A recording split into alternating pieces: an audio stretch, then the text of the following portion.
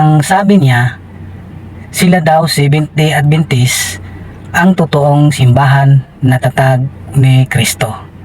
Sulti may tungod sa True Church, kaya dakang nga-claim karon nga sila daw ang True Church. Okay, Brother Ronel, ang tinuod nga simbahan nga gitukod sa Dios dili gid Romano Katoliko.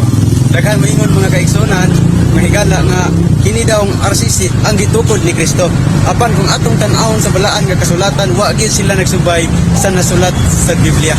Muna mga higala o igsuon, kung gusto mo mangita og tinuod nga iglesia, sulod mo sa Seventh-day Adventist tungod kay ang tanan nga pagtulunan nga ani ini, ang mga doktrina nga ani higala og igsuon nagasukad gayon sa balaan nga kasulatan ug kini usab mao ang gitukod nga iglesia ni Kristo mga igsuon. Og daghang salamat ug mayong adlaw kanatong tanan. Di siguro alam ni brother na ang bulaang propeta ay nagdala rin ng pangalan ni Kristo. Mateo 24:5.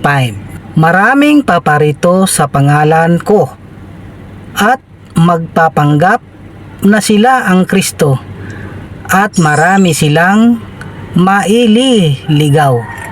Binitbit ng Sabadista ang pangalang Kristo, pero ang kanilang founder, ang pangalan ay Ellen G. White. Sino ngayon ang tinatamaan? Di ba ang Sabadista?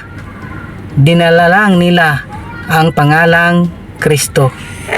Ang Roman Catholic Church ang totoong simbahan na tatag ni Kristo. Kahit sa history, ang Roman Catholic Church ang simbahan na ang founder ay si Kristo.